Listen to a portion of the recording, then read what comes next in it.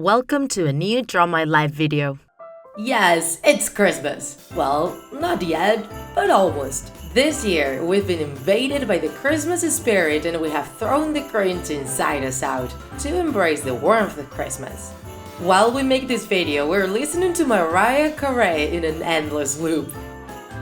In today's video, we want to focus on one of the most typical elements during Christmas time and one of our favorites, the tree. The tree is the key and most pleasing element when it comes to celebrating these days, creating a total Christmas atmosphere wherever they are.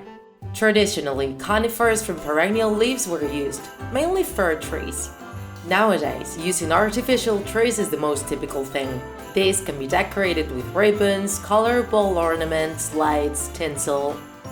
There are several theories around the origin of the Christmas tree. One of the most widespread says it comes from the Celts. When the first Christians arrived in the north of Europe, they found out people there celebrated the birth of Frey, god of the sun and fertility, by decorating a tree during the winter solstice on similar dates as Christian Christmas. This tree symbolizes the tree of the universe, called Yggdrasil.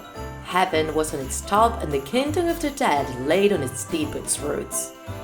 In order to find the start of what nowadays we consider to be our Christmas tree, we have to look back between the years 680 and 754. Back then, Saint Boniface, one of the main evangelists in Germany, thought it was impossible to get rid of the Celtic tradition from the root.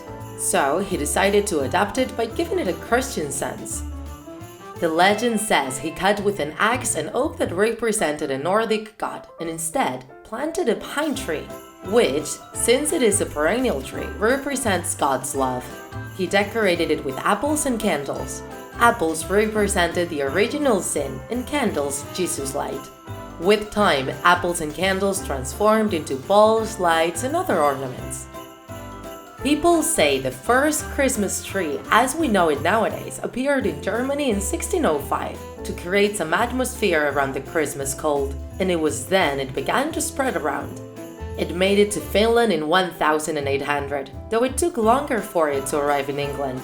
It was Prince Albert, husband of Queen Victoria, who asked to have the Windsor Castle decorated with a Christmas tree.